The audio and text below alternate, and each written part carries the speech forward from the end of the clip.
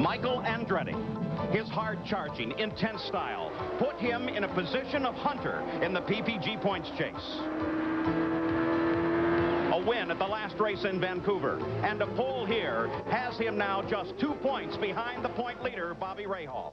Michael's season is the ultimate roller coaster. A crash in the pits at Long Beach left him with only 2 points after the first 2 races.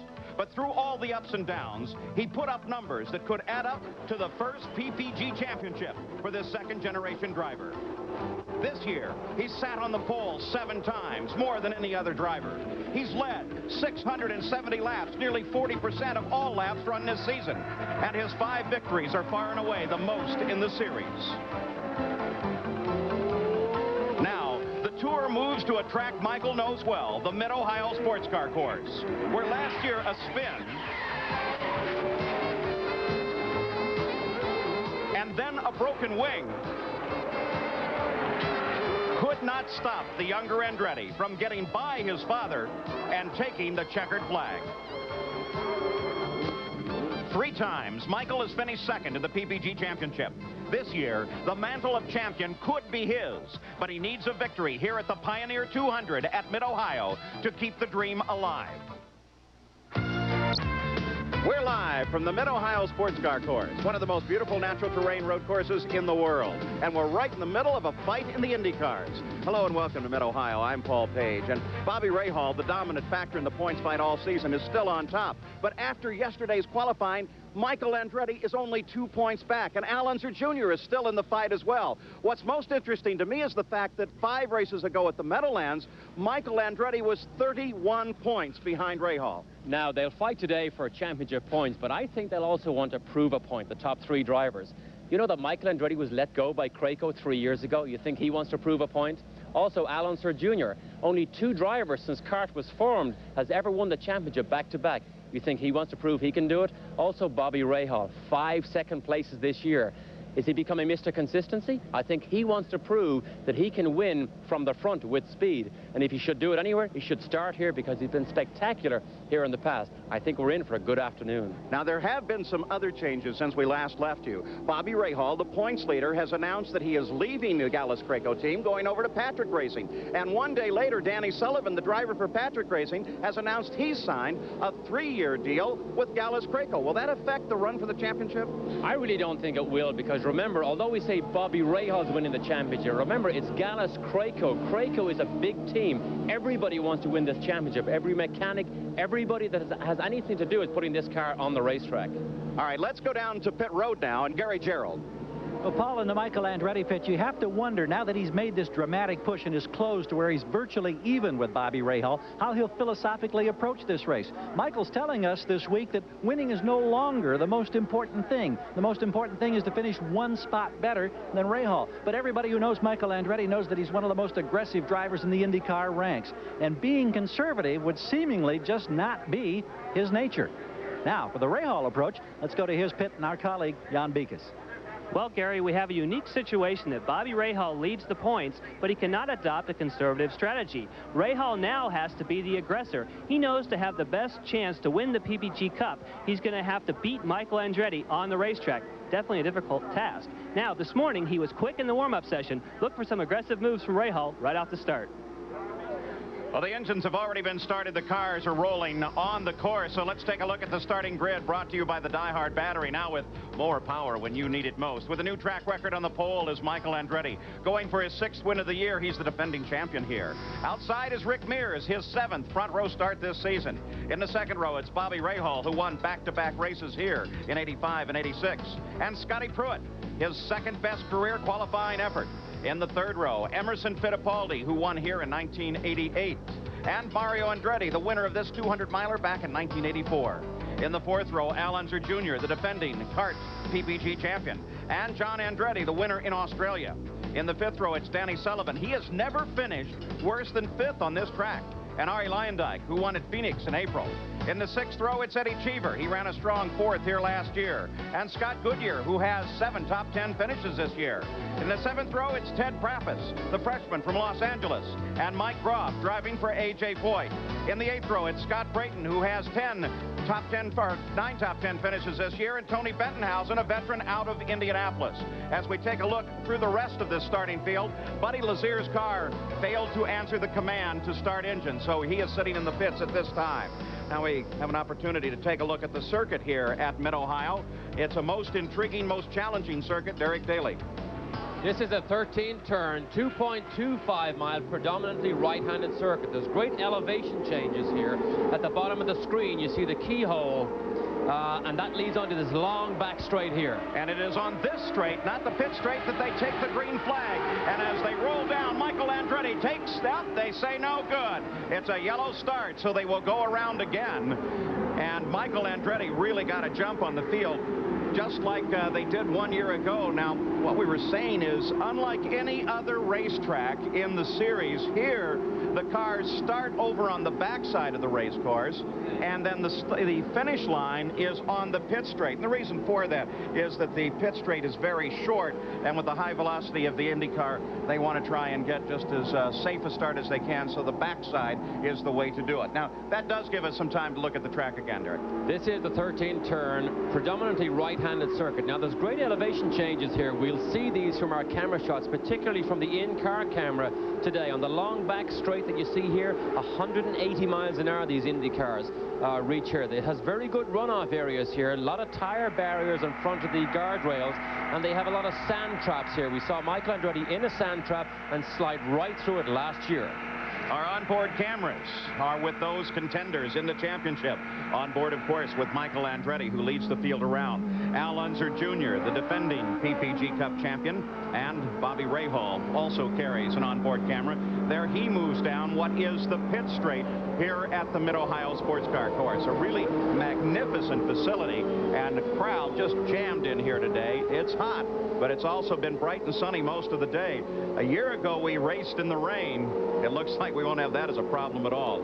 On the line here, 89 laps. The first fuel stops should come somewhere between 28 and 30. It's a very narrow window for the pit stops here. Now, the lead is so important here. Remember, the pole man, Michael Andretti, can set the pace, but he can't jump out. That's what he did the last time. That's why he got that yellow flag.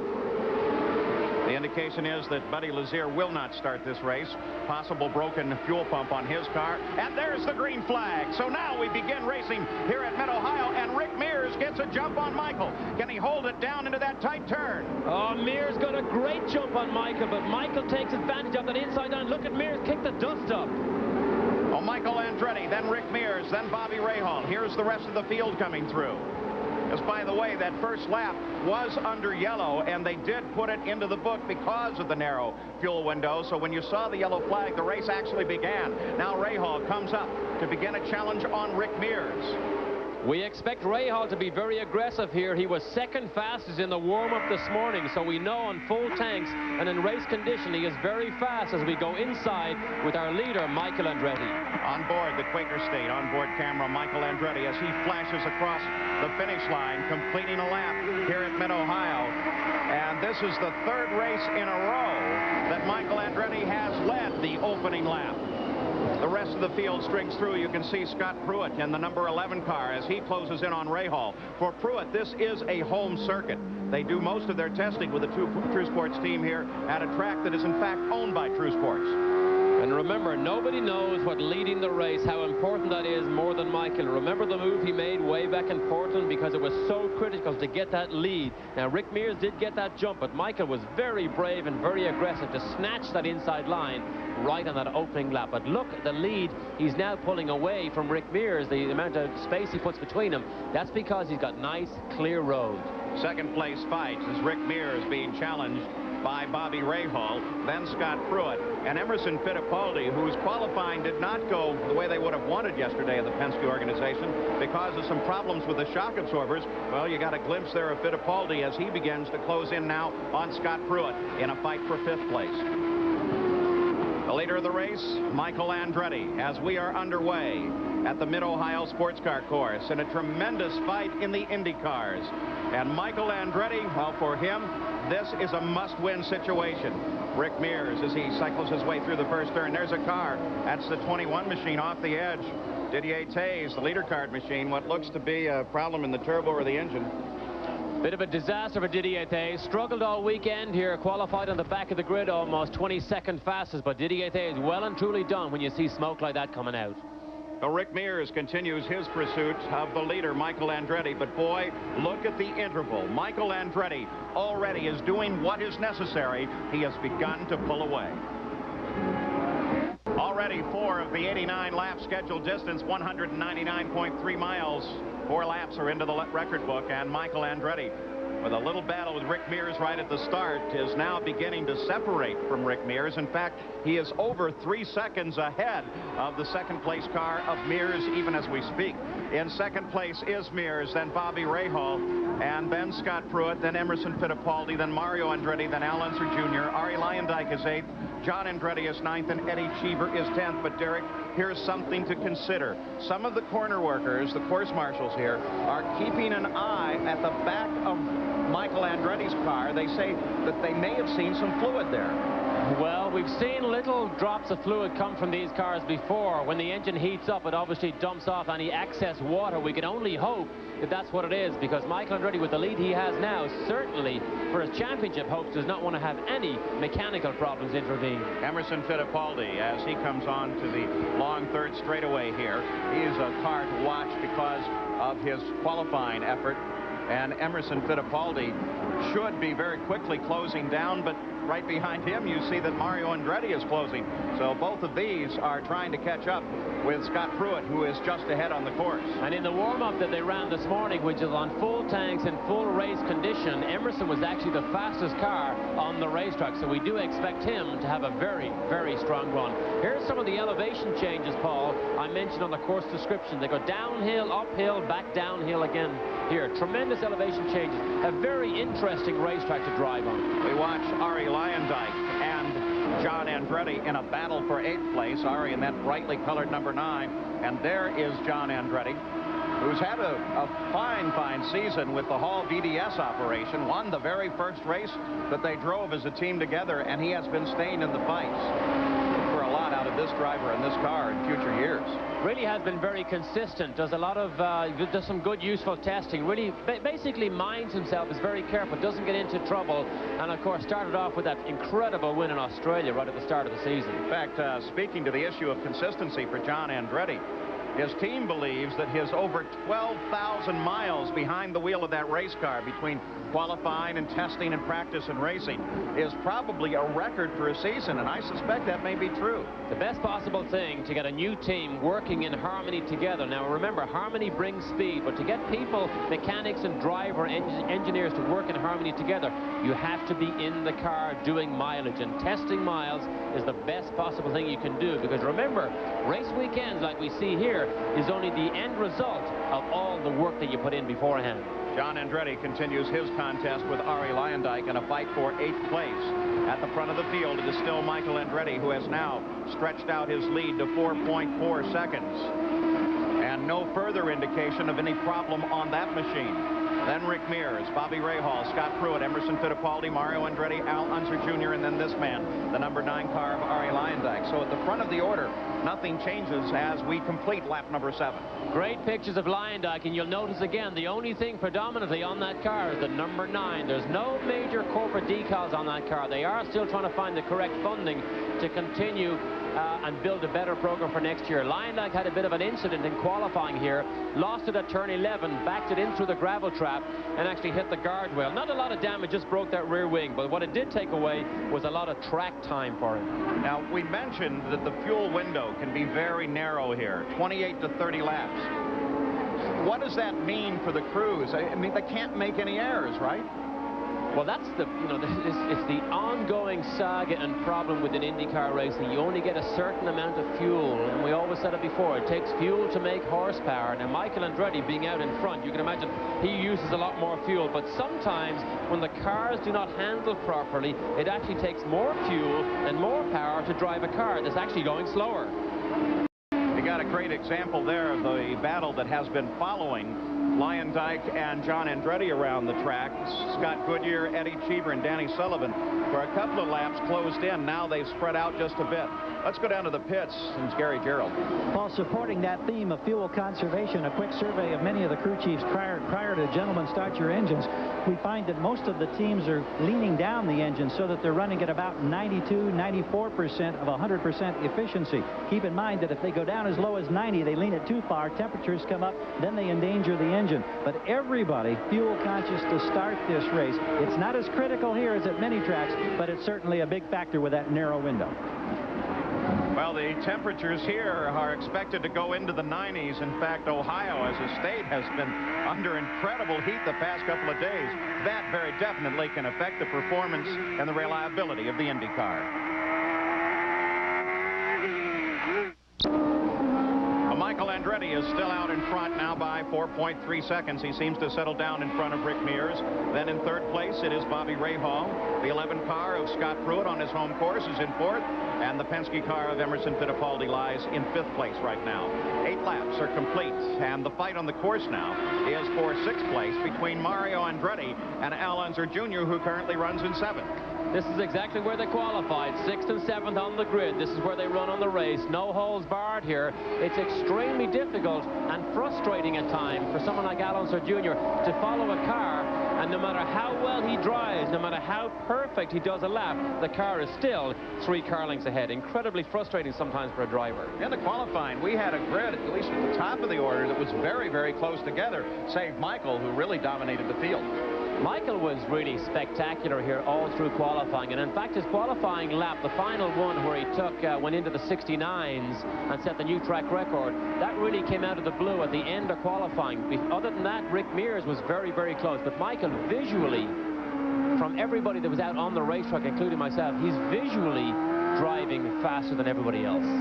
So Al Unser Jr. chases Mario Andretti, who finished second here last year in a 1-2 finish for the Newman-Haas organization, and there's still quite a bit of talk about exactly what will happen with the Newman-Haas group next year as we watch from Little Al's Quaker State onboard camera to up ahead there and take a look at Mario. Now, part of what they're saying is that team may in fact go over to the Cosworth Racing engine sometime over the winter and race that new engine next year. We'll talk a little bit more about that later, but with regard to Al Unser Jr., here he is, the defending champion here. We ask him about what his championship hopes might be now, considering his position in the points, and if he thinks they're getting brighter. I'm happy about it. You know, I got to go out and win the next couple races and get into the hunt in a big way. I'm just kind of nibbling at them right now, and we need to do well at Mid-Ohio. We need to do well at Elkhart, and really do well at Nazareth, and I think take the championship down to Laguna. I think no matter what happens, hopefully the 3 of us are going to go down to the championship at Laguna, and if I'm in the lead, then that's where I want to be at Laguna. Well, I don't think there's any question at all that the championship fight will, in fact, go to the final race of the season. There's this one. Then a week from now, you'll see it on ESPN at Elkhart Lake, Wisconsin. You'll also see Nazareth in about 3 weeks. And then, of course, the final run of the year, well, that is Laguna Seca. We'll also have for you the Marlboro Challenge. And Michael Andretti has already wrapped up the pole effectively for that. The 4th place car, number 11, that's Scott Pruitt.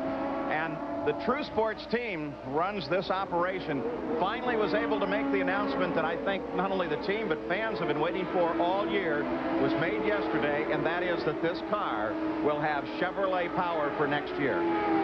When this car came out and ran, particularly at Long Beach, people suspected that it may be a very good car. Then we saw it run throughout the year, and particularly here on the first day when he was second fastest. In fact, he was fastest for a long time. But True Sports have done a very, very good job on this car. It is a very good design. It has very good grip on the corners. And I know on our mid-season review show, I did mention I would love to see this car run with a Chevrolet engine, because I think it can be right at the front. And they will get the opportunity to have this car with all the horsepower I think it needs by next year. So there's Scott Pruitt. You got a glimpse, too, of the points leader, Bobby Rahal, who runs in third place. Let's go down to his pit now in Jan Beekes. Well, Paul, one of the complaints that the crews often have is you can't see much from the pits. But here in the Bobby Rahal pits, they're huddled around the in-car camera. They're seeing what Bobby Rahal is seeing throughout the event by watching right from his vantage point. Of course, this will also help from a strategic standpoint. If something goes wrong, they'll be ready immediately. Now, the question I would have is, how much can they tell from that onboard camera, Derek?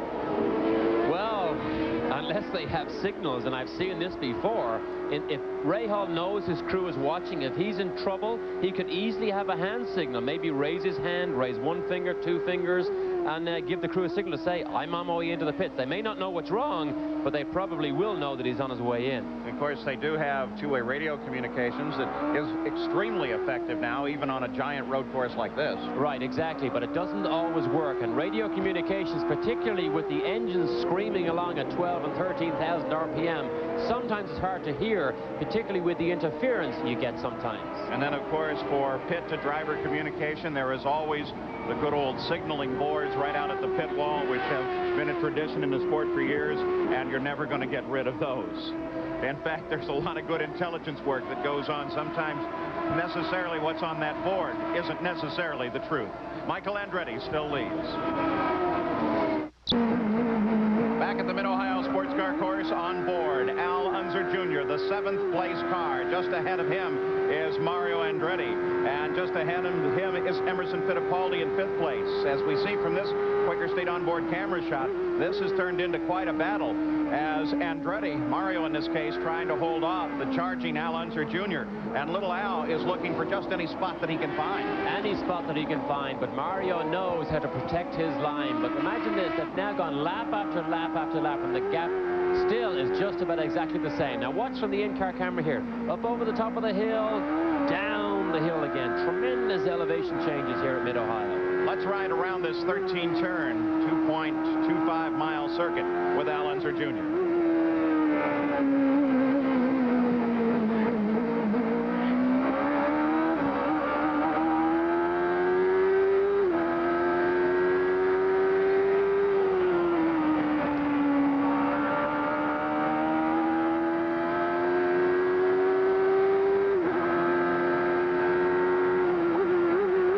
Keyhole, the slowest corner on the racetrack.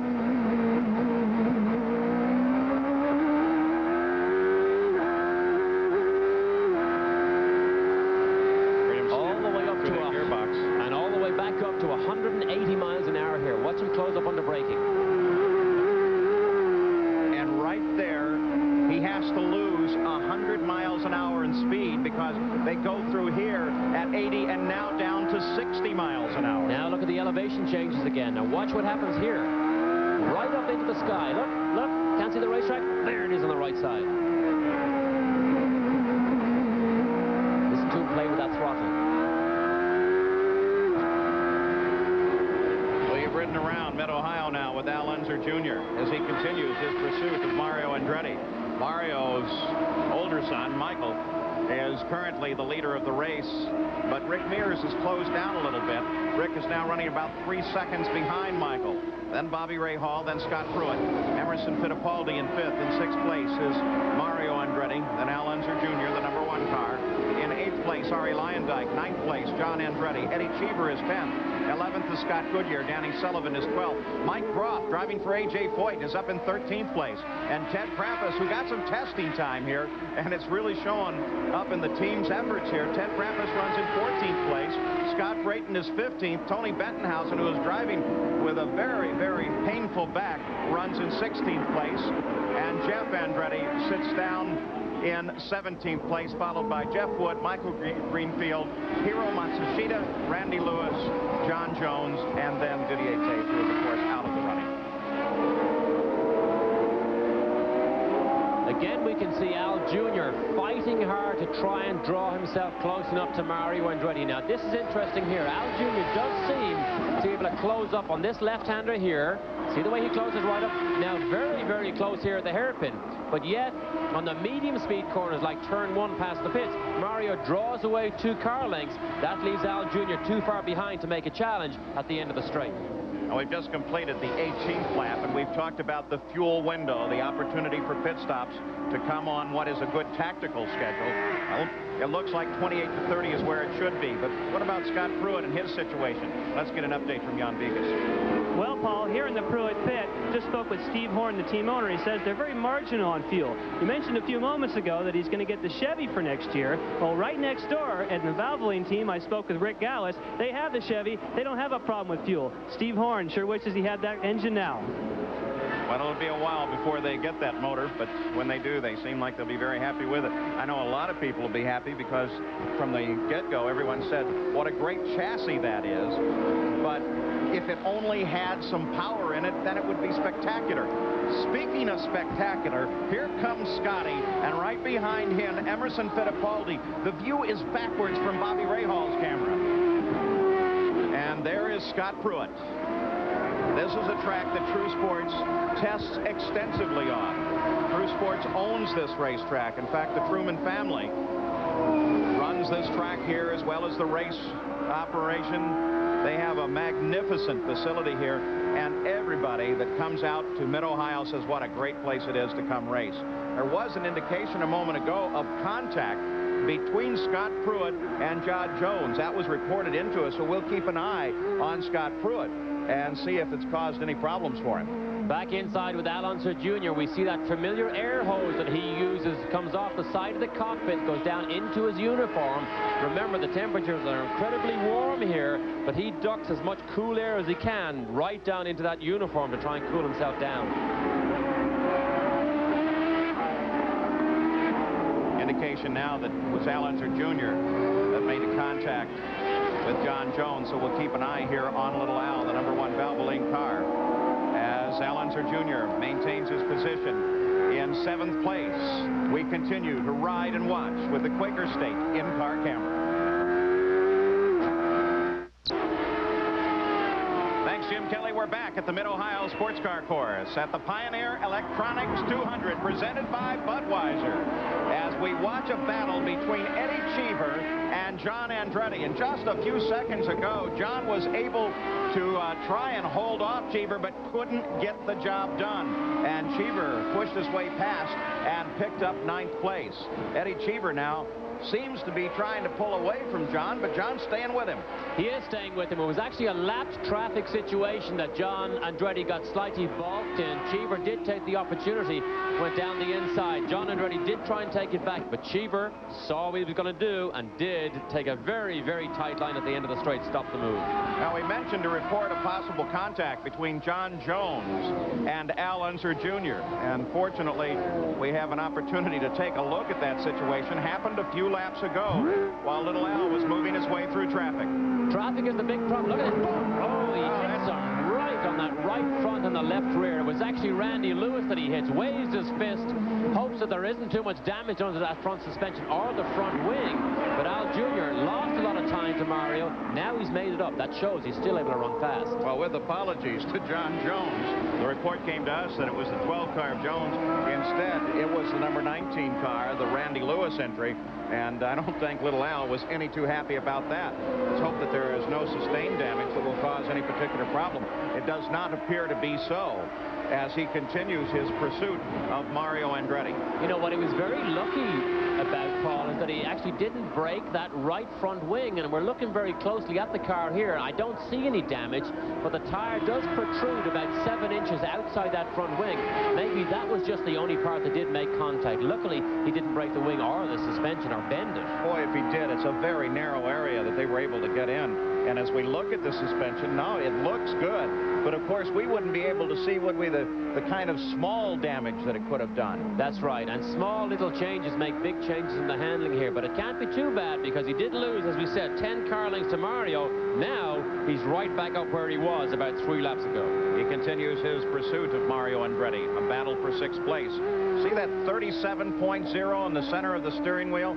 That's what the flow gauge on his dash ought to read when he comes into the pits, and that's how he tells. In fact, on the radio, some of the teams will actually report what they're seeing on their dash to the pit so that they can do the calculation against it every lap they go by. That's right. As he uses the fuel, the numbers go up. He uses 10 gallons, it reads 10. He uses 11 gallons, it reads 11. If it gets to 37, the rule is you get yourself into the pits. Doesn't matter where you are on the track, go straight to the pits if it reads above 37.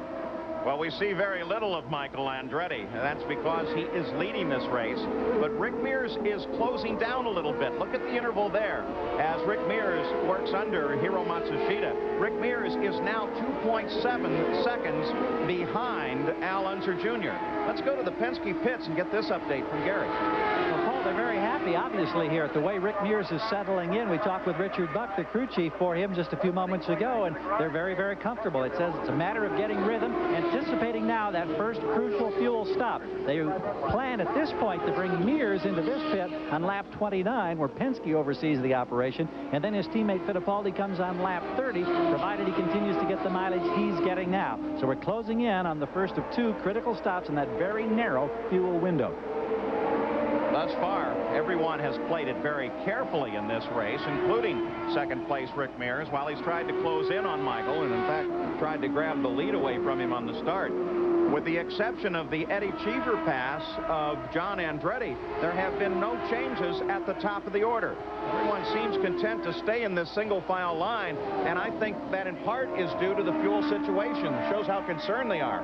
They'd like to get to that first stop and find out exactly where they are before they really pour it on. That's right. Strategy comes in three different parts here. The first run, as you say, they can measure everything and monitor everything. The second, they can lay the plans. But the third one is the one where they know they either have enough fuel or they must short ship. They really want to make sure they have enough fuel to race. The crew that does these races here for SPN 201, we'd all like to send our best wishes out to Gary Rothman, who normally would be directing with us today. Gary, we all are looking forward to you getting back on the circuit with us. We continue to watch now as Scott Pruitt tries to hold off Emerson Fittipaldi, and there is Rahal as he works his way up through the field. The view backwards from Rahal now. This is a great view from the rearward cam. This is beside the gearbox of Bobby Rahal's car. Just see how fast that pavement runs under that car. That gives you an idea of just the tremendous speed that these cars go at. You know, I would think that the drivers really enjoy this circuit substantially more than, say, some of the temporary circuits because of the openness of the circuit. Well, that's right. A very varied situation here. Now, Paul, here's the number on Rahal's steering wheel, 36.6. Now, their crew chief has decided that that's the number, that's the magic number for Rahal. If he sees it on his digital readout, 36.6, you get straight to the pits. So Bobby Rahal, he is currently the points leader, but if, in fact, the race would end at this point, then Michael Andretti will leave Mid-Ohio with a 5-point advantage over Bobby Rahal. This is a view inside race control where Chief Steward Wally Dallenbach and the rest of the team keep track of the running of the race. Back at the Mid-Ohio Sports Car Course in the Pioneer Electronics 200, Michael Andretti is still the leader, then Mears.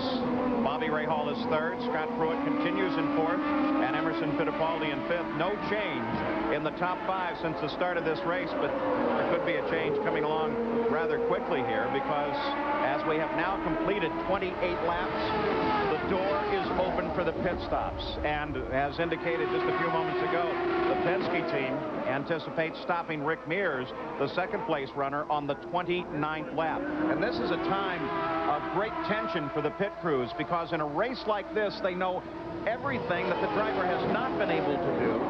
There you see as Scott Pruitt's team is waiting, and down in the Penske pit, they're doing the same thing. They're starting to lay out.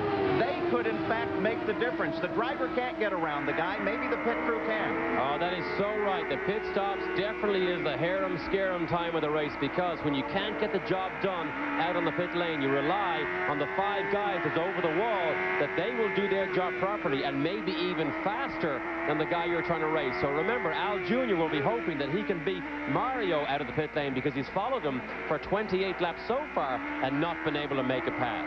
Several of the cars have already headed for the pits. None of those running in the top 10, but Ted Prappis is in there, John Jones is in there, and there you see the number 2 car of Michael Andretti as he is lined up just behind Tony Bettenhausen, and Rick Mears is in, Gary. And we're watching the award-winning Penske team. Let's listen as we watch. High revs on the engine. Now he brings the revs down, getting ready to leave. He's away. Let's go up the road now to Jan Beekes. Scott Pruitt has received the service. They've changed all the tires. There was no change on the chassis. He burns out of here. Whoa, look out for John Jones. Right behind us. Michael's setting up for his stop. Well, that should give you an idea of just what the tension level on pit road can be at a time like this. And added to that fact, because the window for fuel is so very narrow here on a large course, there are many cars in the pits at the same time. Scott Pruitt, John Jones accelerate together. Finally, Pruitt gets away. Here is Arie Luyendyk, the Granatelli team, as they complete the refueling and retiring on number 9. It is such a critical and important time, the pit lane strategy, how fast you get in. We see Luyendyk kick the dust up on the inside, how fast you get out. Remember, we said it before, this outlap is very important. The leader of the race, Michael Andretti, is in, Jan. Michael Andretti rolls to a stop. They're not expecting any changes on the car. Everything according to plan. They're just going to get the 4 tires on, and let's just listen to the action here.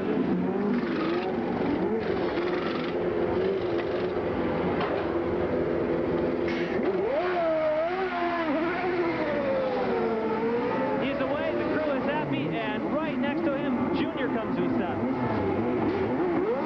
Emerson Fittipaldi makes his stop as well. You just got a glimpse of Scott Brayton as he pulled away, and now the Quaker State onboard camera. Look at Al Unser Jr. Look at his respirations. Exactly. The heartbeat is so high here, and he's so hot and out of breath because of the work he's done on the racetrack. Jan Beekes. Unser Jr. has been in and out. The crew is cheering. They had a great pit stop. No changes on that car either. Very few changes down here, Paul.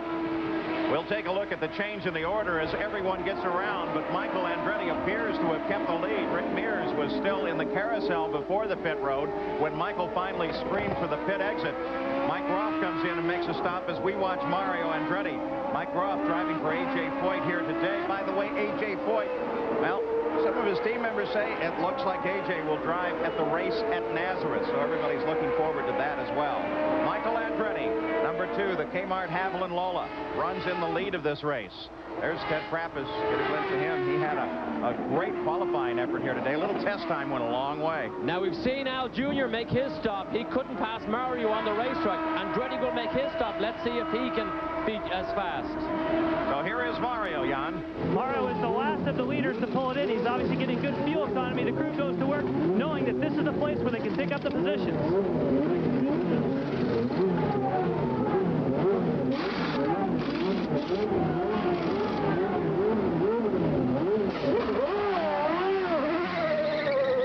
Mario Andretti lays rubber. He is on the way. They did fall, make a front wing change, and Mario also was playing around and changed something up on the dash.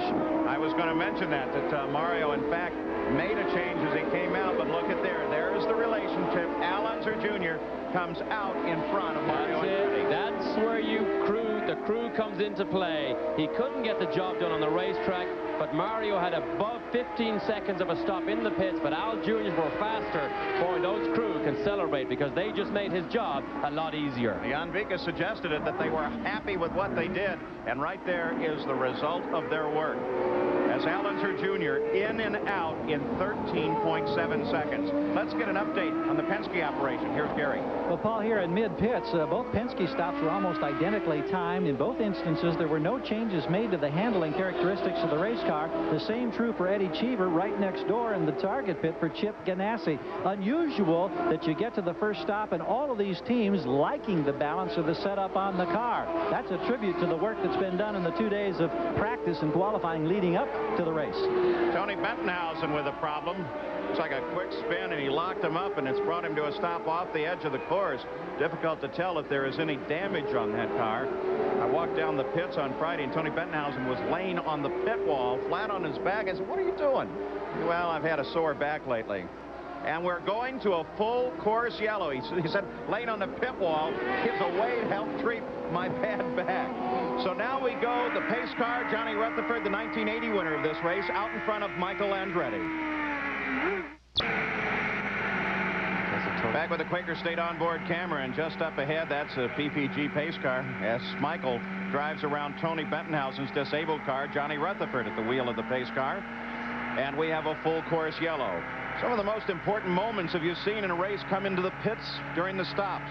Danny Sullivan describes the inner workings of a pit stop in this week's Tip from the Cockpit.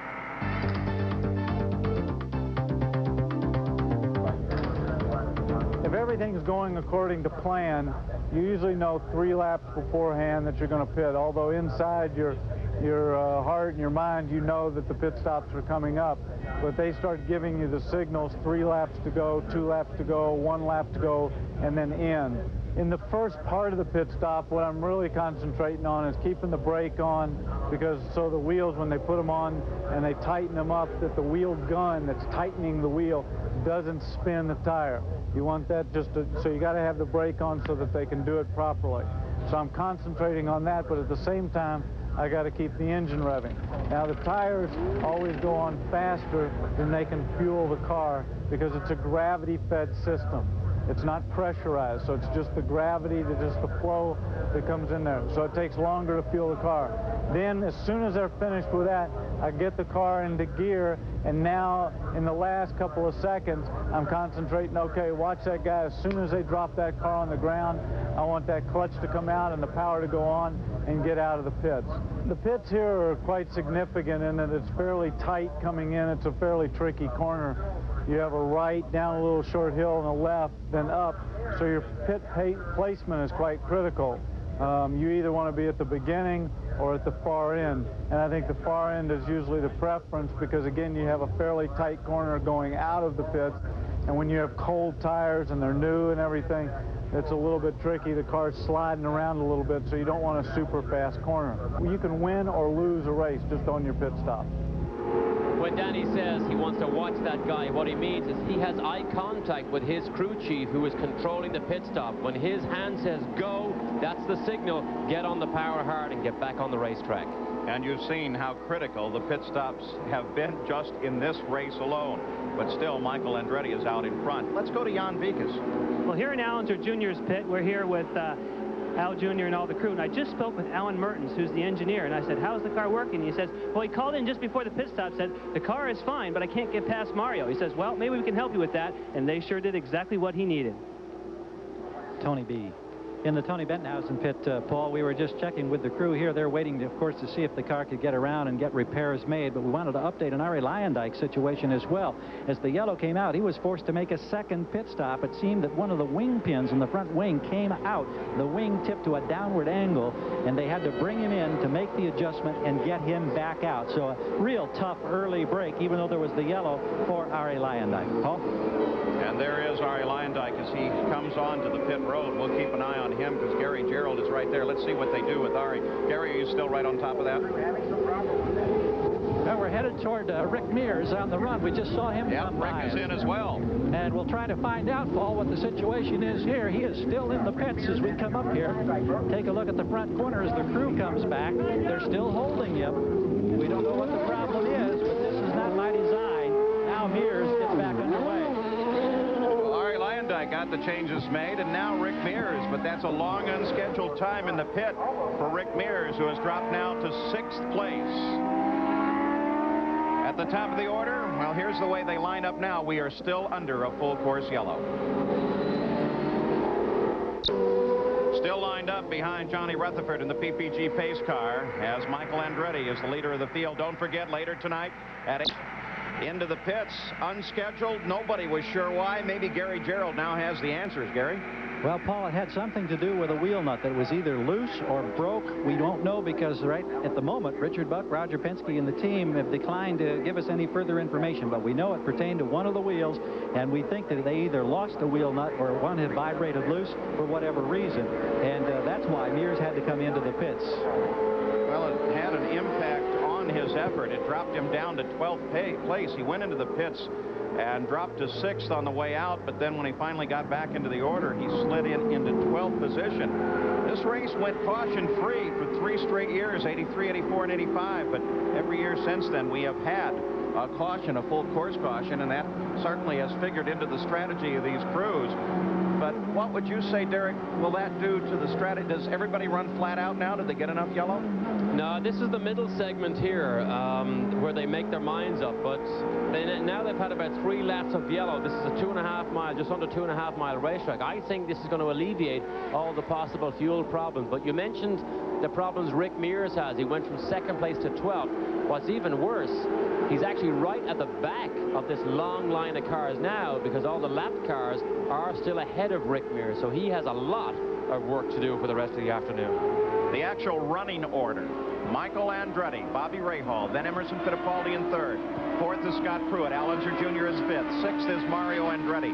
John Andretti is 7th. Eddie Cheever 8th. In 9th is Scott Goodyear. 10th is Danny Sullivan. Ari Luyendyk is 11th. 12th is Rick Mears. Mike Groff is 13th. Ted Krapas is 14th. Scott Brayton 15th. Jeff Wood is 16th.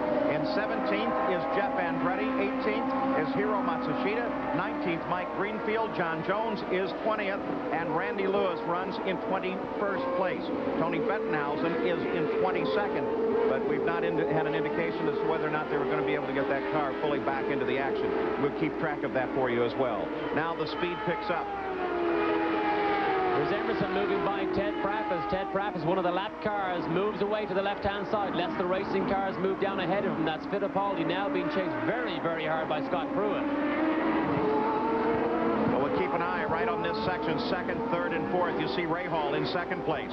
The view back to Fittipaldi now, as Rahal trying to chase down his nemesis in the points fight, Michael Andretti.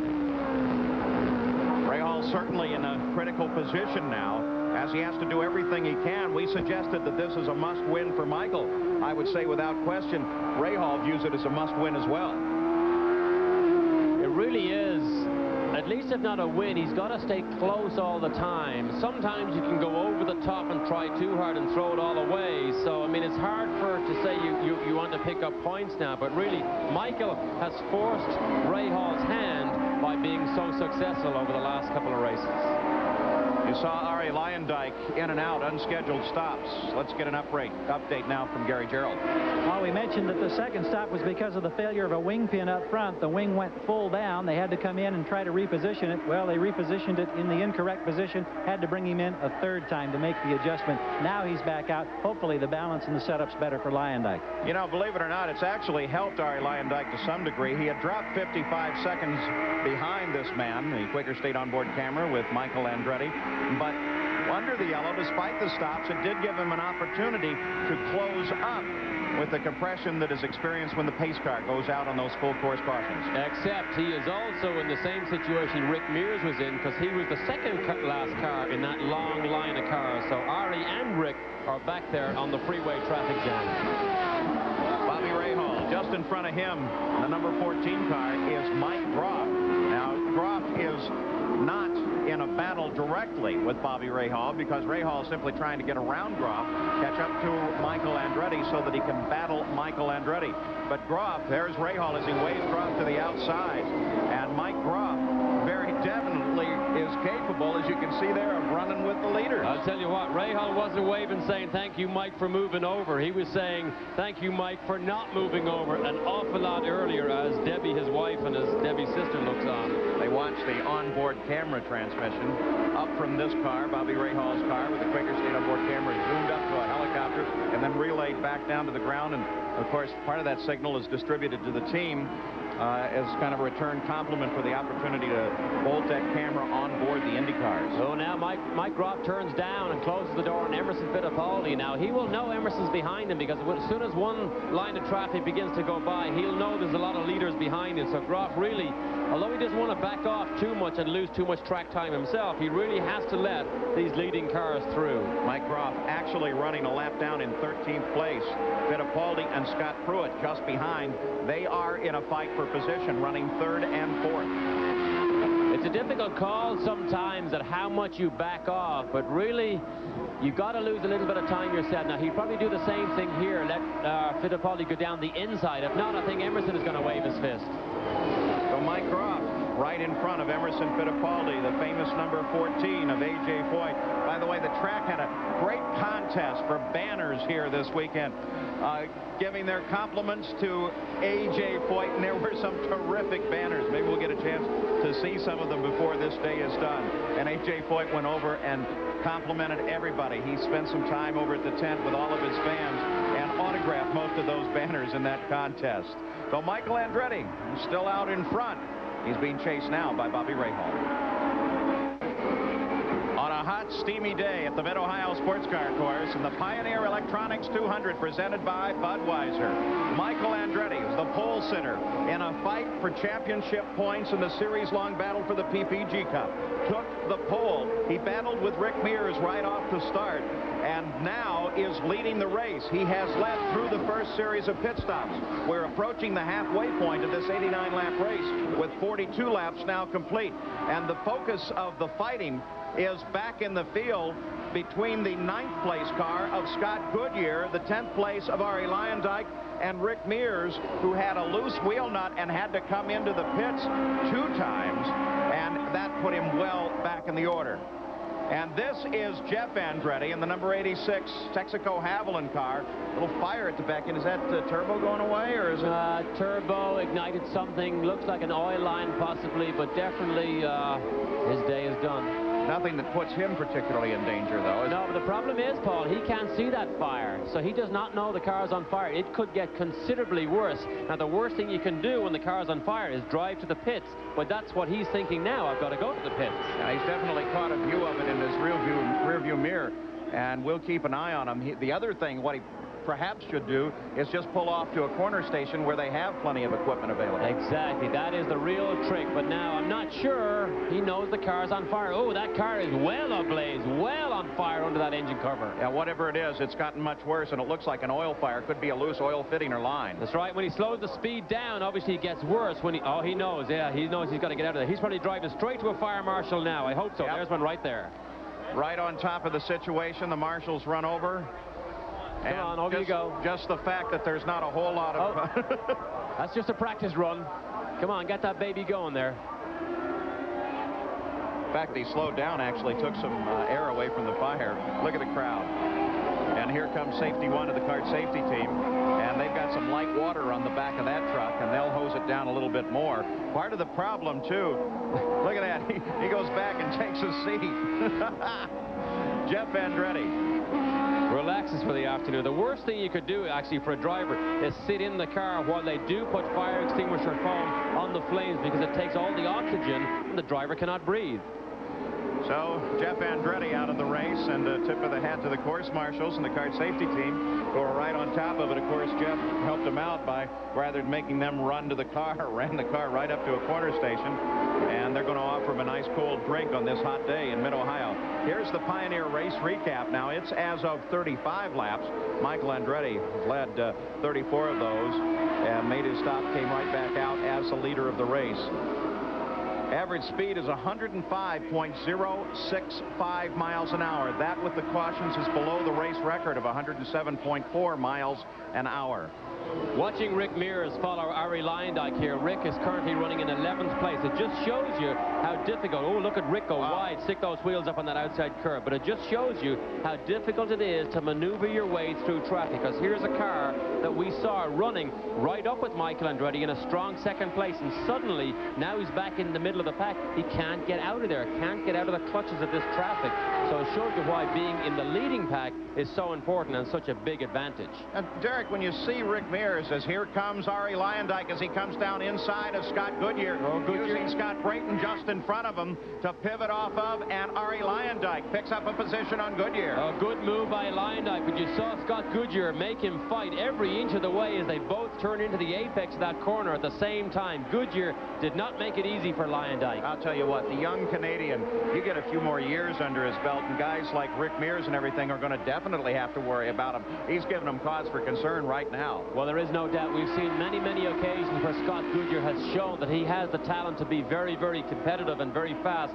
in this series, and I'm sure he's looking forward to using also that Chevrolet engine next year. On to the pit straight. That's the number 22 car of Scott Brayton that is just in front as they turn into the first turn.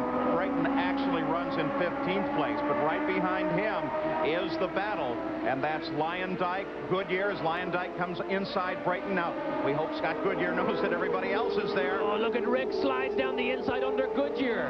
And there is experience. Rick Mears saw that thing coming, knew exactly how it was going to play as they got into that carousel turn, and Rick Mears picks up the position on Goodyear. Exactly right. Played the traffic so well, Paul, in that move. But in the whole thing, Scott Goodyear probably learned something. Yeah, he did learn something. He did commit himself to following Brayton a little bit too closely, but Mears saw what was going on, and bang, that was it. Makes one move, and he has the position. The real trick is that while we see it as being hard on the throttle all the way, there are times when you don't go maximum out so that you can pace into a corner. That's right. The real trick, if you can pull it off, is to actually get the back marker or the left car between the car that you're trying to race. That gives you the breathing point. That gives you the bit of space to pull away. It doesn't always happen, though, that way. And there is the number 12 car, John Jones, off in the grass. He shut the car down. So apparently whatever he saw told him that his day was over. Michael Andretti now leads by 7.5 seconds.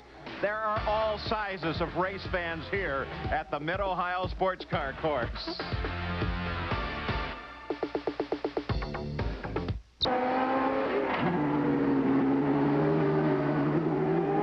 And with a quick excursion off the racetrack, Randy Lewis, who came flying off of the corner. You've got to be careful. You can't fully lock the brakes when you're on grass, because all that'll happen is that thing will start sliding just like it's on ice. A quick and long excursion off the racetrack. So lucky he got away with that. But this is what happened here. This is the end of the long back stretch. 180 miles an hour. That's Tony Bettenhausen. Oh, he moves over on him. Oh, Tony B, already in an incident earlier today, look, pushes Randy Lewis right off the racetrack. Now, look, those front wheels are locked. Lucky to get away with that. Yeah, he's very lucky he didn't end up head-on into the tire barrier, but Randy Lewis got it restarted. You can see that the car is back on course and running well, but they have displayed yellow flags all around, and that means a full course yellow. So we are under a full course yellow with Michael Andretti still in the lead. You know, here at a race like this, as any IndyCar race, shock absorbers are an important part of the setup of any one of these race cars. They have some very special instruments to test these shock absorbers, and John Beekes takes a look in our Track Fact. This Track Fact is brought to you by Quaker State. The Big Q is one tough motor oil. Now, here's John Beekes. With the current sophistication in IndyCar racing, with ground effects, aerodynamics, the cars have become very pitch sensitive, meaning that here with the shock absorber, the adjustments that take place with this shock absorber become critical to the handling of the modern day IndyCar. So much so that here in the Pennzoil Hall VDS trailer, we have a complete computer system just for running shock absorbers through their paces. If we were to run this shock absorber on what's called a shock dynamometer, we would get a printout here of the graph on the computer screen. We would check it and have the opportunity to come over and possibly change the valving of the shock or the actual shim pack that fits on the shaft of the shock absorber, and then install it into the body, which is where the fluid resides. Now, the shock absorber is merely a $300 item, but it takes a $25,000 system to tune it, but it could make a $100,000 difference on the racetrack. And one of the main reasons they went to measuring these shock absorbers so finely was if you had two what you thought were identical shock absorbers, you turned up what they call clicks, or turned the screw to make it stiffer.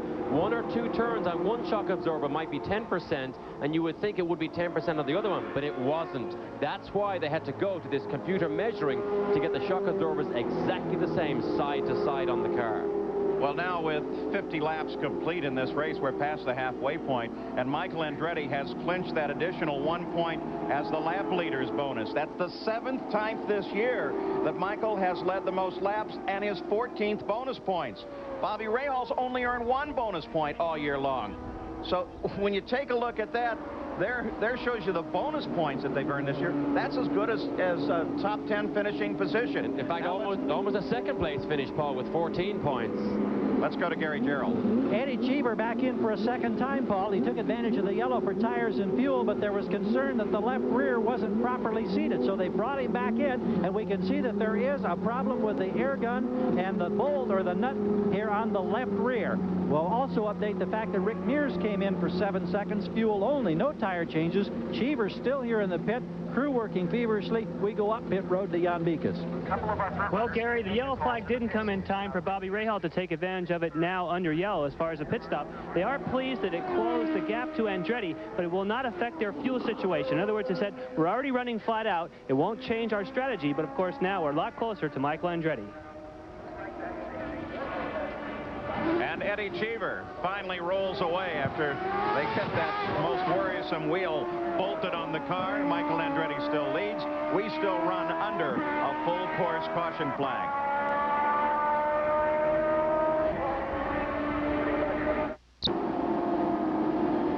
Johnny Rutherford leads the field around from the PPG pace car in the Pioneer Electronics 200. Michael Andretti leads, then Bobby Rahal.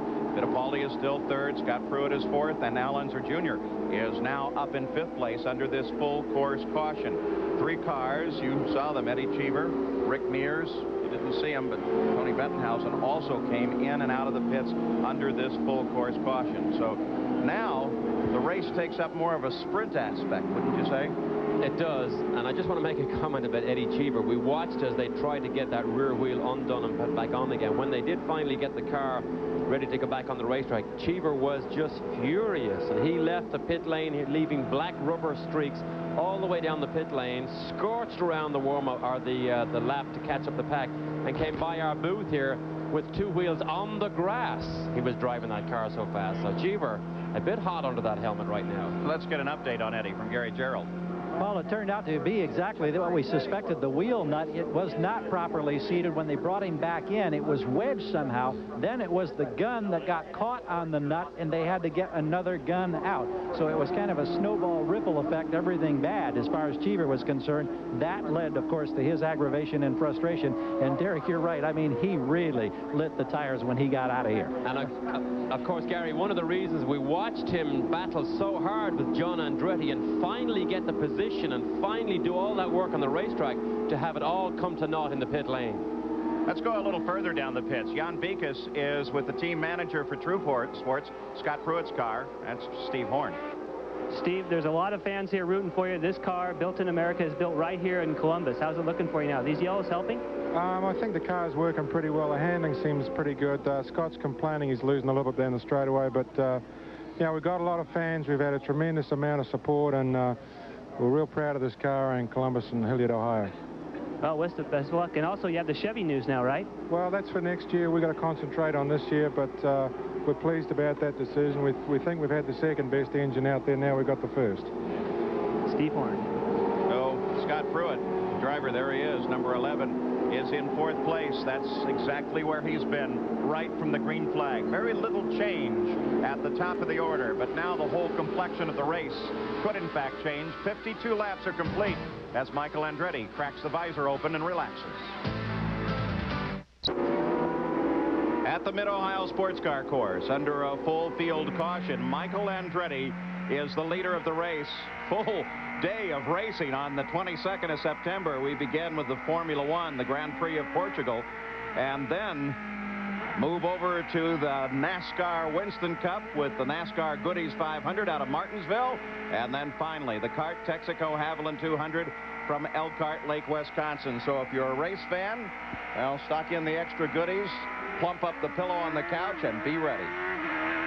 You mentioned Michael relaxes. They do relax a little bit under yellow flag situations, but the visor comes up to get some nice, cool, fresh air because it gets very hot under that helmet when you're working hard.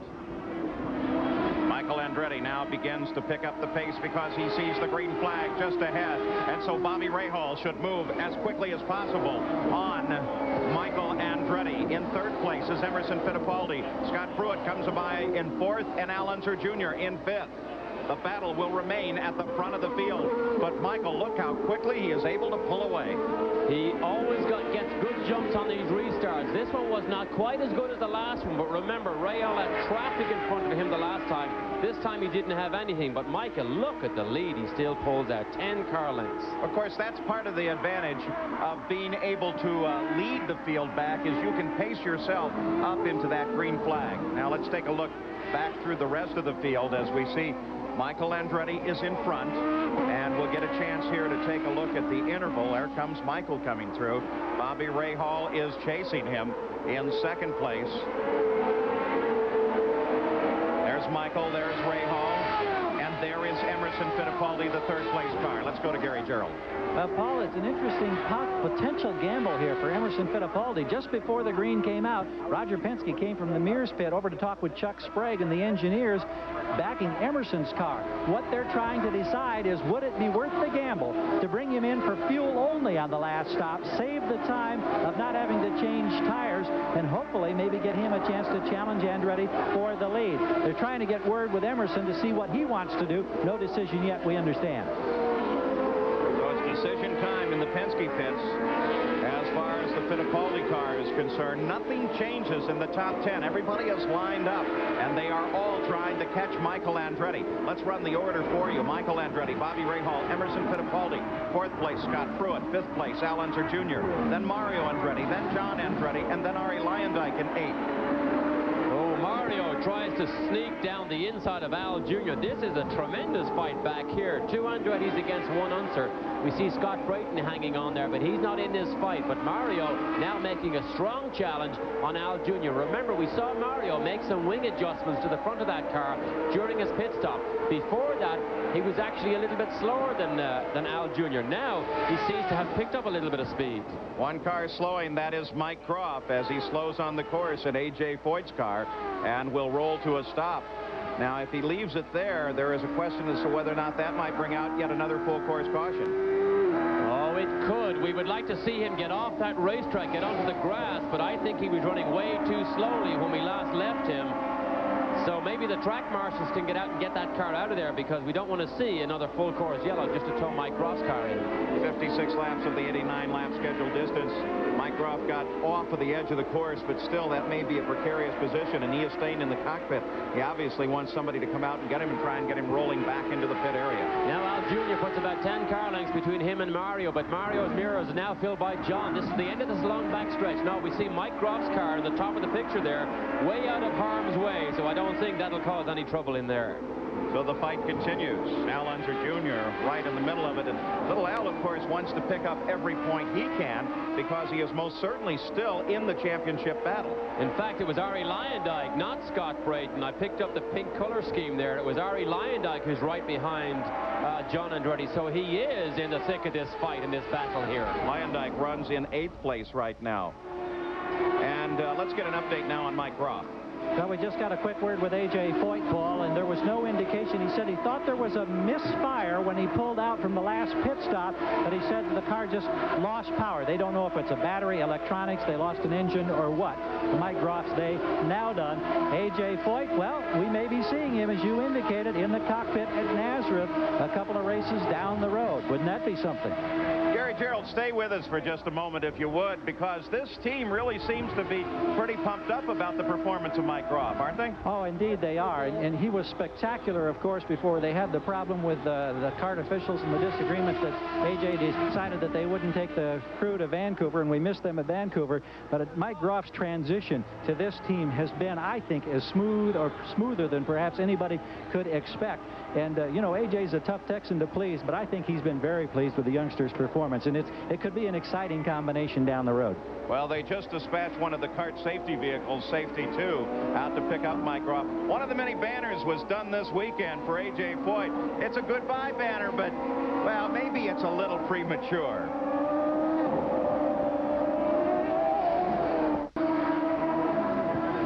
Michael Andretti is still the lead of this race. That's Mario Andretti, who currently runs down in 6th place.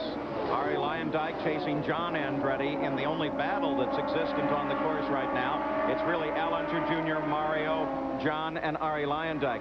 Don't forget that not only are they looking for points here, and ESPN will have all of the the racing in the IndyCars through the end of the season, but also on the October 19th, there will be the Marlboro Challenge. And here is the way the field looks right now. Michael, for the most part, has the pole position locked up, but there'll be 10 cars start in the richest per mile race that exists in auto racing. And the hopefuls in the Marlboro Challenge, those are the guys who maybe, depending on their points or perhaps a pole or a win, might put themselves into the back of that field. You've driven in that, and it's great, isn't it? Oh, it's the one everybody wants to qualify for the end of the year, but they do fill the field. If they only have 8 that have qualified, they fill the field by the next highest points in the point standings. Well, Michael Andretti is the leader of the race, and on the steering wheel, Derek, you've been trying to keep track of how the different teams are approaching the fuel economy situation. Right. We look at Michael's steering wheel. We see the figure of 37.3. Now, remember, on Rahal, we saw 36.6. Little Al, we saw 37.0. And on Michael, 37.3. So Michael has the highest number. He is being the most aggressive on the fuel. When he saw 37.3 gallons used, that's when he heads for the pits. Rahal headed for the pits when he saw 36.6 and Al Jr. 37. So although he's leading the race, he is also running the most aggressive fuel economy run here. Michael Andretti works his way around this magnificent track here at Mid-Ohio, and the skies continue to be clear, the day hot for Michael Andretti. Michael Andretti won this race last year in an interesting fashion. We talked, Michael, about that particular adventure. And you won this race. Yeah, it was pretty eventful. You know, because of the weather, it was changing by the minute, and it came down to making the right decisions on the tires and the pit stops, you know, either wets or dries, and we made the wrong decision. I came out on the wets, and it started to dry out. So I had to make an extra pit stop, and that's when the race got very interesting. My dad was already out there on the drive, and I came out of the pits right in front of him, and I spun off, trying a little too hard before the tire temperatures were up, and I fell behind, and then I caught up to Eddie Cheever, who was on drive, and was trying to pass him, and hit him and broke my front wing, which then actually balanced the car better because it started to rain again, and it actually worked to my advantage, and I was able to get by Dad and win. So, you know, you just never know in this thing. A troublesome year and a victory for Michael last year. A smooth year for Michael as his wife Sandy watches from the pits this year as he has led all but one of the laps in this run. And you see Sandy has the radio scanner in her ear there because she can hear what Michael will say to the crew or what the crew will say to Michael. So she's able to keep updated on exactly what's going on from inside the cockpit also. Bobby Rahal runs in second place, the number 18 Craco STP machine. And he is trying to catch up to a man who is 3.5 seconds in front of him and really not in visual view for Bobby Rahal. While at the same time, he has to be concerned about that car right behind him.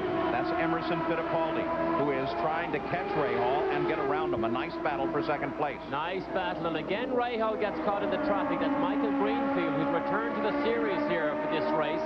That's one of Dale Coyne's car. Now we look back from Rahal's camera that's mounted on the gearbox as Emerson Fittipaldi makes a move and gets around Michael Greenfield. So Fittipaldi past Greenfield in pursuit now of Bobby Rahal. Bobby Rahal trying to catch up, but fell further behind. Now Michael Andretti's almost 5 seconds out in front of Rahal as we take a look at where the points leaders are running right now.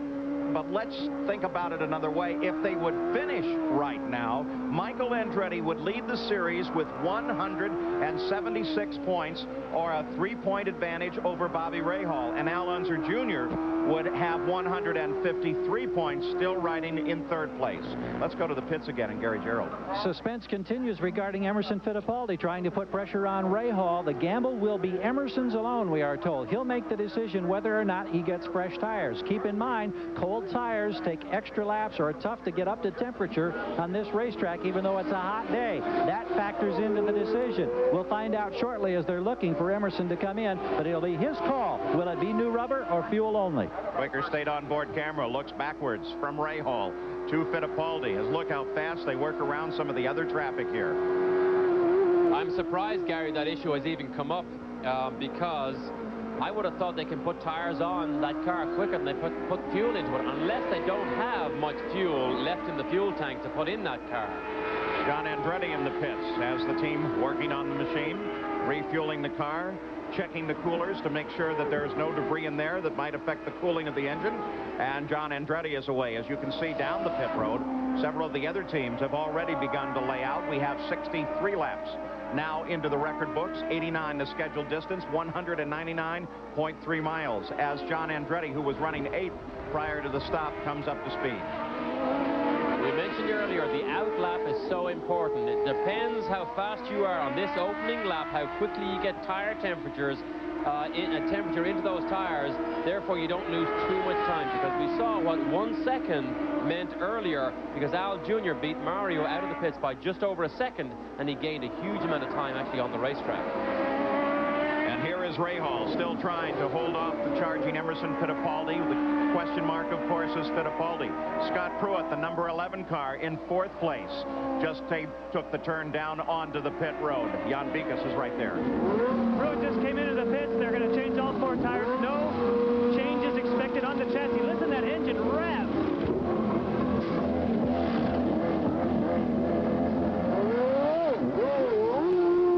Scott Pruitt is away, and just ahead, Al Unser Jr. also gets underway.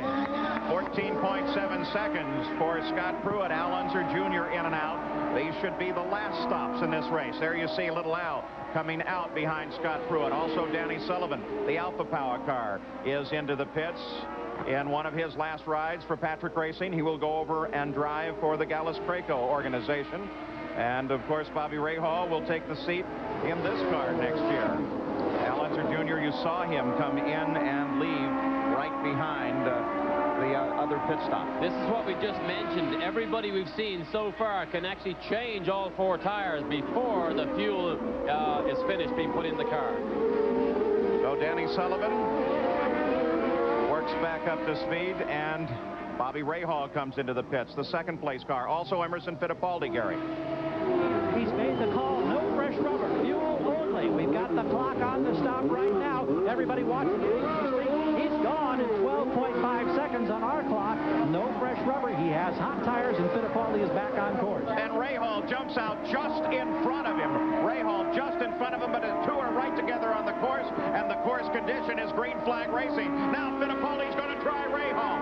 As he comes to the outside, Fittipaldi tries to dial across Rahal, and Fittipaldi takes him for the moment. Rahal is on the cold tires, exactly what we said. Takes too much time to heat them up.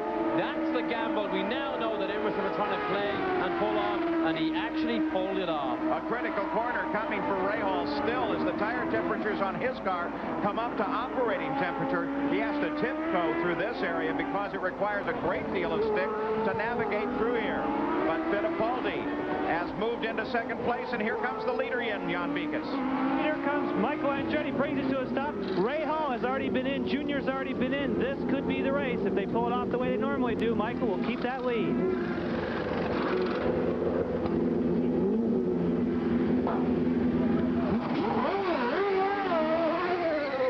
They waited for every last drop of fuel. At 13.5, he's out of here. And to the shouts of the team saying, go, go, go, go, go, get Michael out of here. And right behind him, his dad, Mario, comes into the pits. There's Mario making his stop. Mario Andretti came into the pits running in 2nd place behind his son at the time due to the stops in front of him. And now Mario runs out.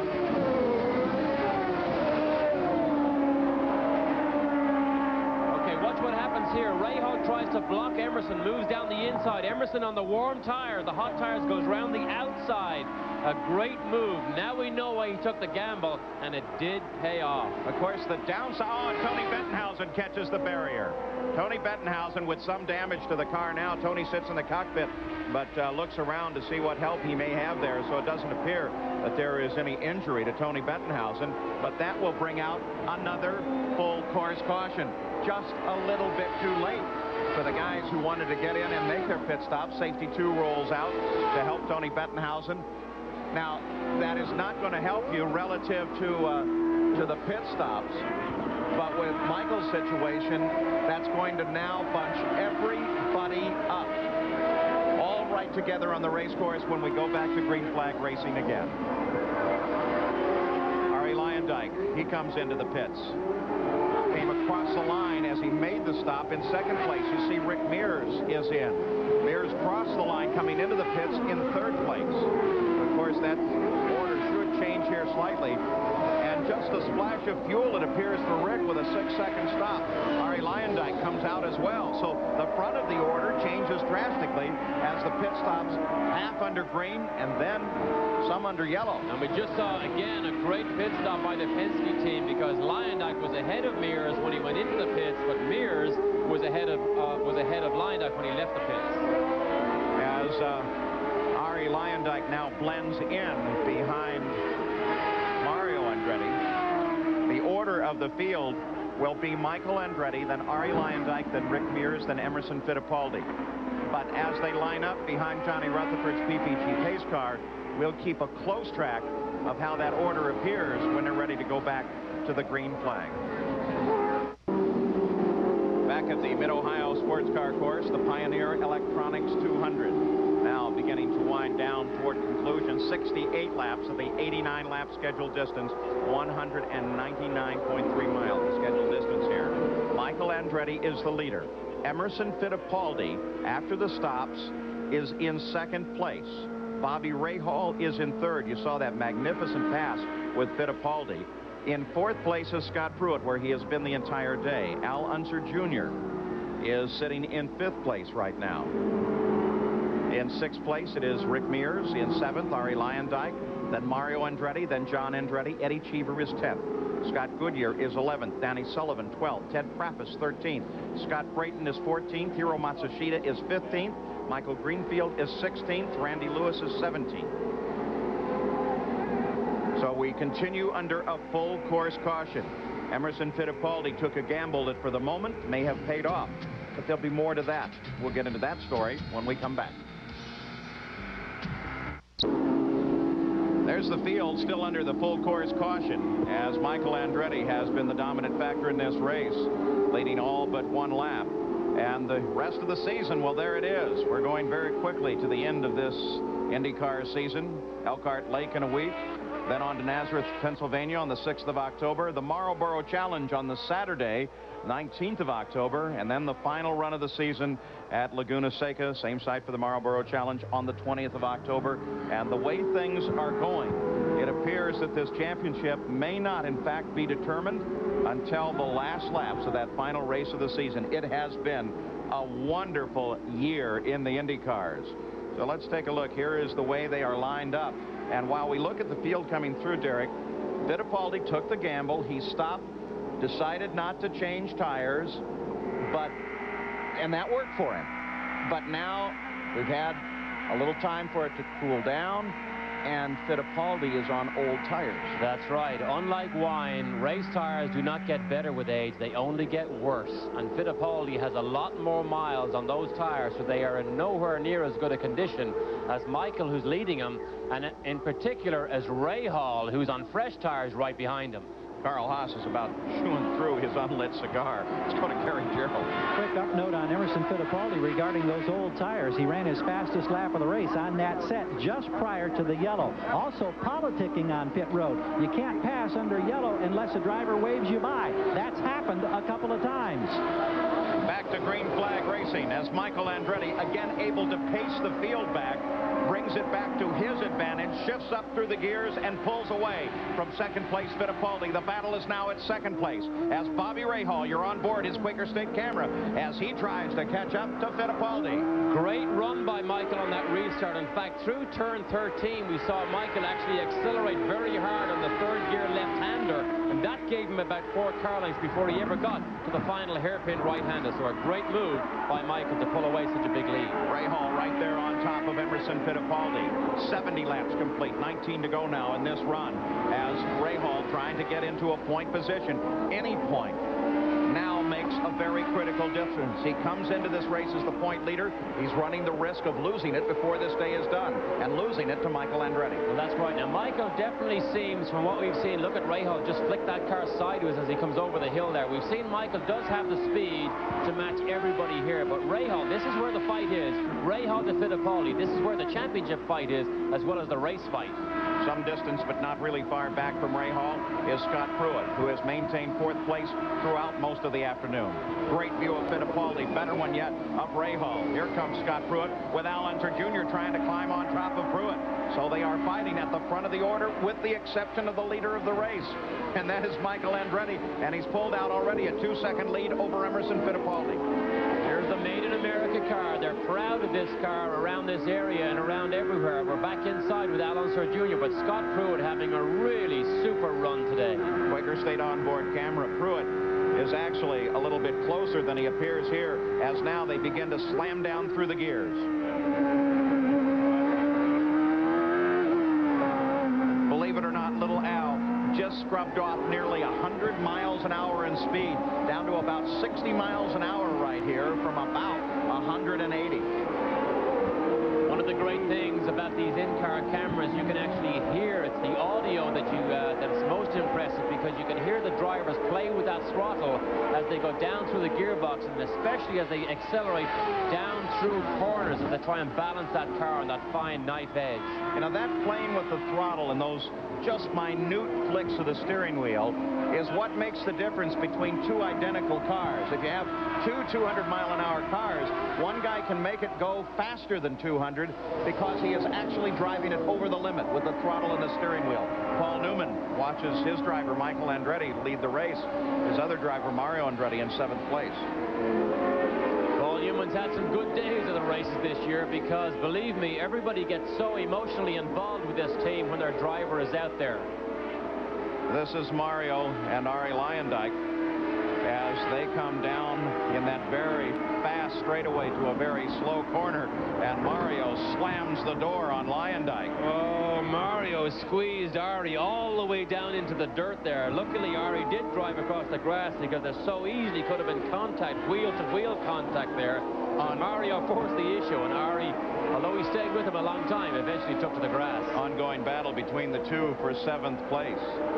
And let's take a look now at the Pioneer race recap as we are on the 72nd lap of this race with Michael Andretti, without question, the leading factor here.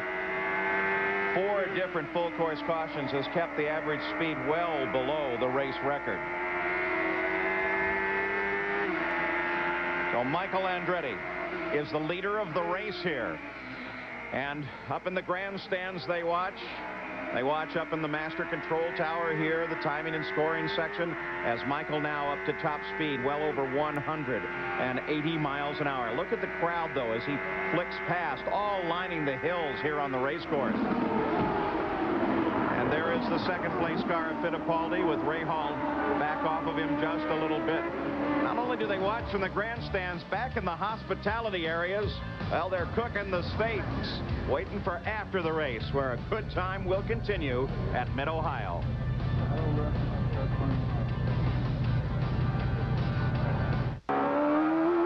The onboard view from 3rd place, Bobby Rahal, Quaker State onboard camera delivering these pictures not only of Rahal, but the 2nd place Fittipaldi just ahead as their fight continues.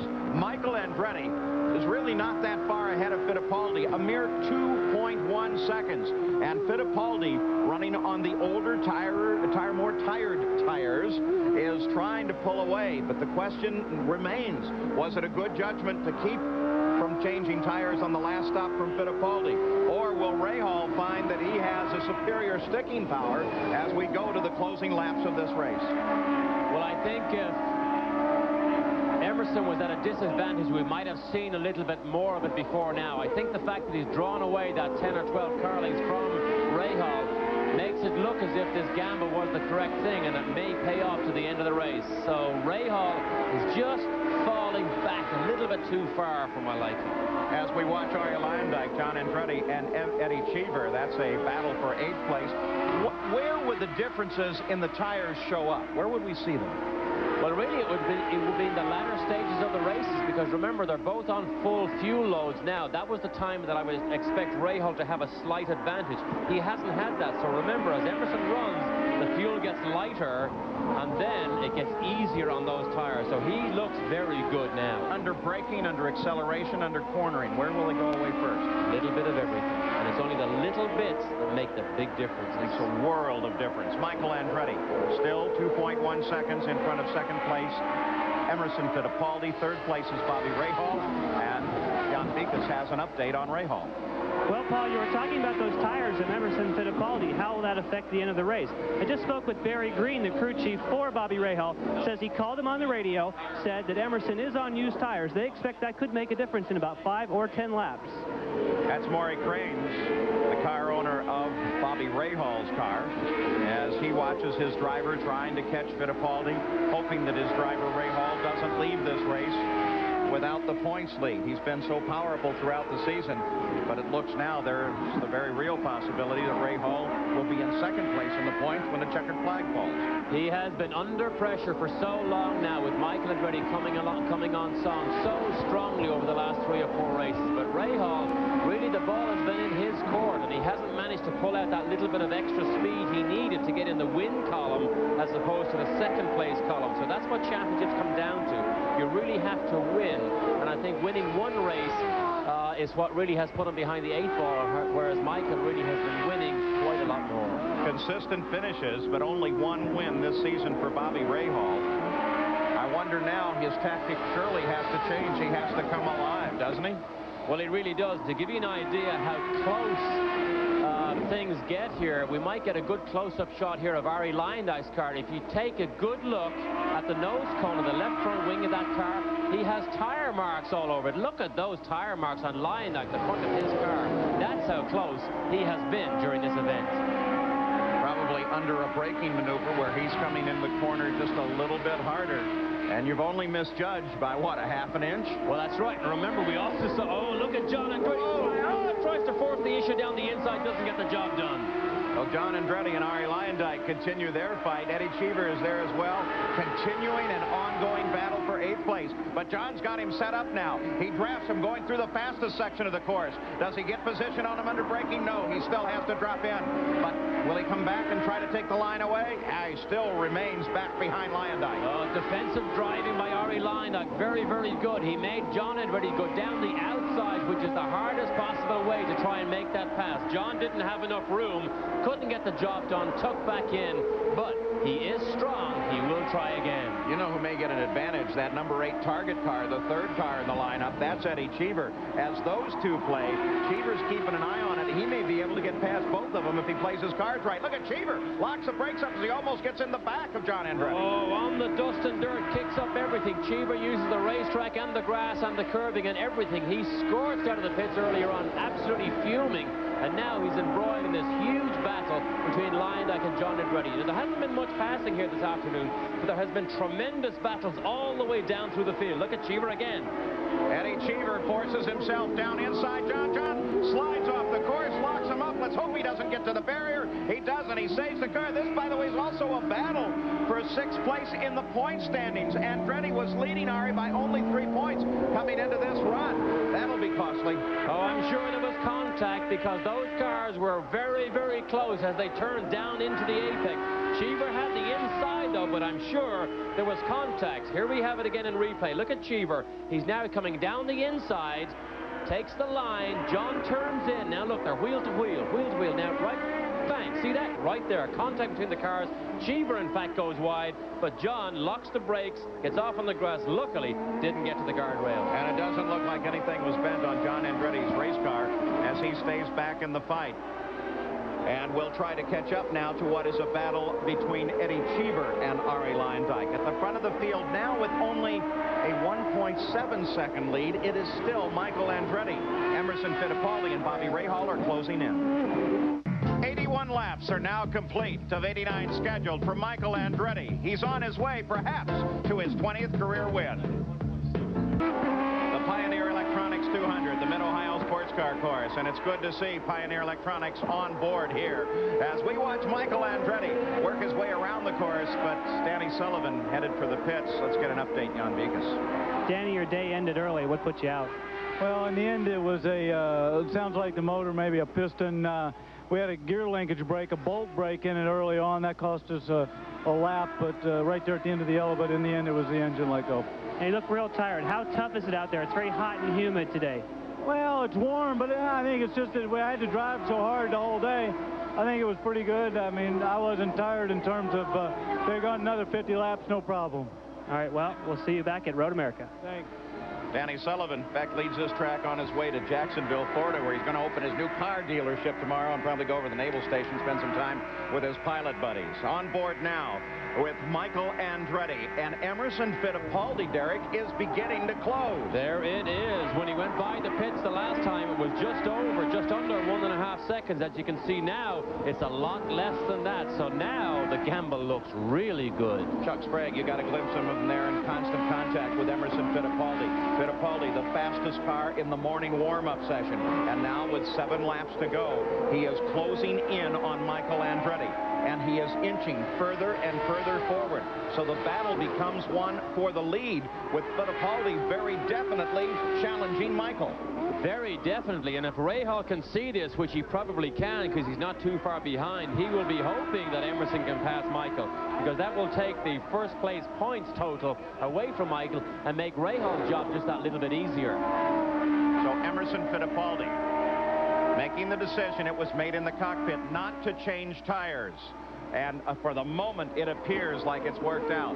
Emerson Fittipaldi closes to 1.2 seconds behind Michael. Gary Gerould. Paul, you mentioned early in this show the fact that Emerson had a problem with a shock yesterday, no pressure.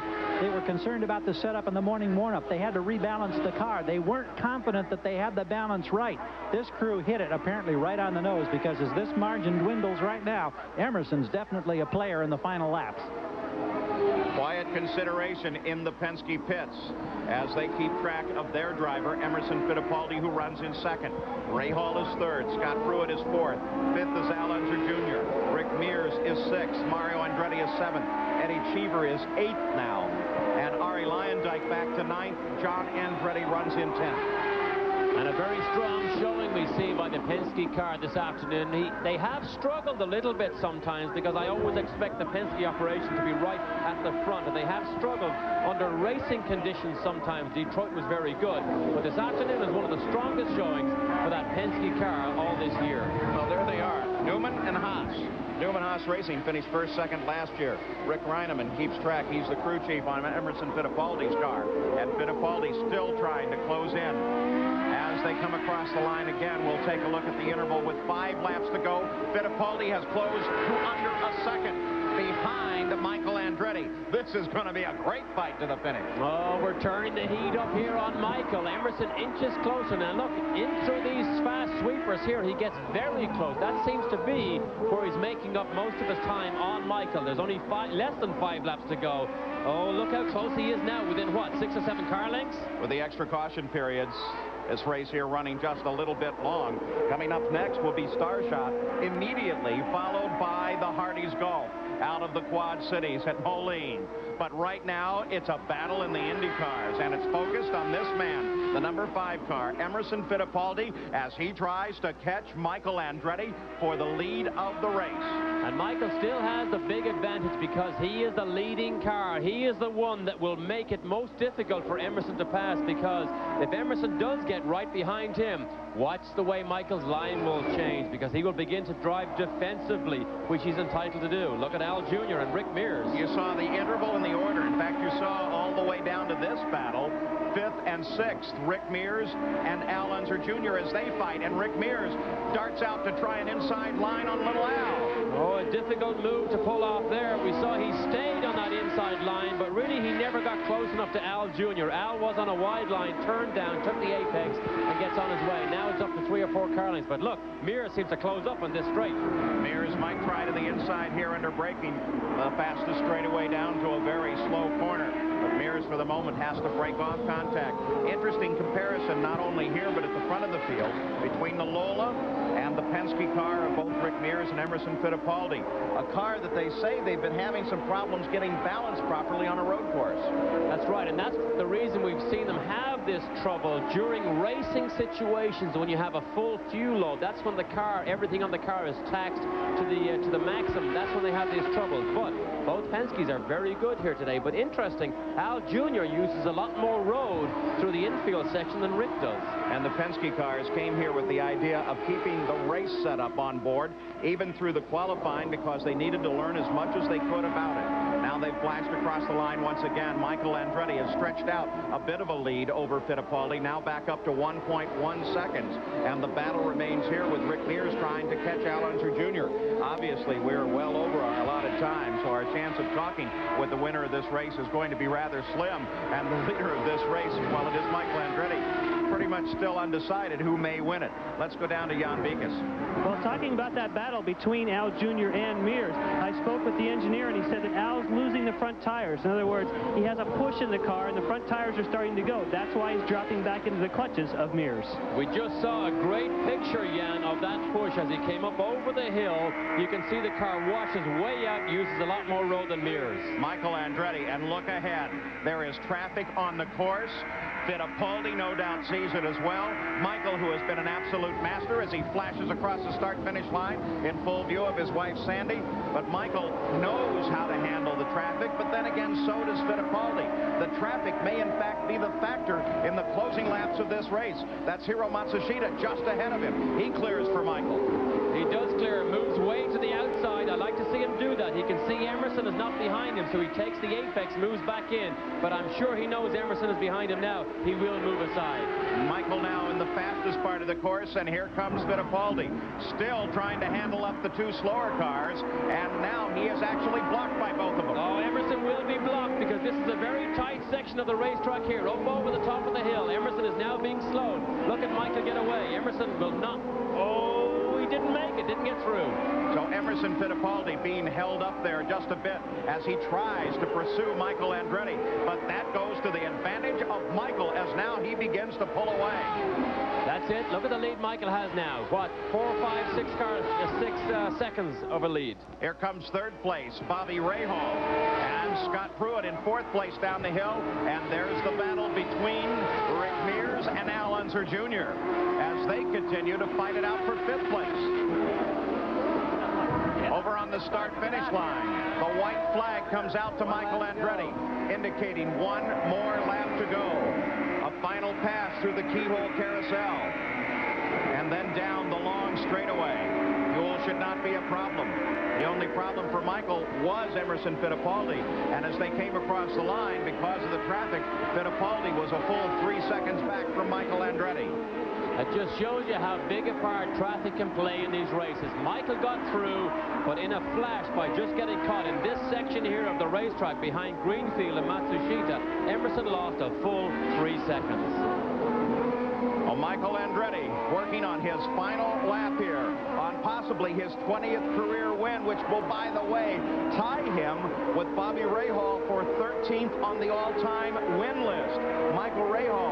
Michael Andretti will pass Bobby Rahal in the points here.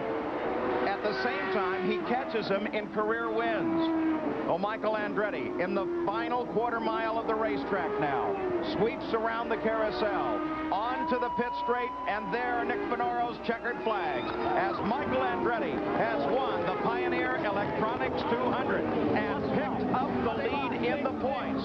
It's the first time Michael has led in the PPG point standing this year, and as they come across the line, you saw that Al Unser Jr. was able to lead Rick Mears in the battle for fifth place. Michael Andretti, Emerson Fittipaldi, Bobby Rahal, Scott Pruitt, and Al Unser Jr., the unofficial final standings. So long from Mid-Ohio. Andretti is still enjoying his victory lap here at the Mid-Ohio Sports Car Course as Sandy Andretti runs down to join him at the start-finish line. And so now with the race run, 199.3 miles, Michael Andretti pulls to a stop for the first time today and shuts the engine off as the winner of the race. In second place, Emerson Fittipaldi, then Bobby Rahal, then Scott Pruitt, and then Al Unser Jr. The point standings now, Michael takes the lead with 176 points. Rahal 5 points back at 171, and Al Unser Jr. 23 points back at 153 points. So there are the final standings. We run through them for you. Michael Andretti did exactly what was required. He won the race and picked up the points lead. This is Paul Page for Derek Daly, Gary Gerould, and Jan Beekes. So long from Mid-Ohio.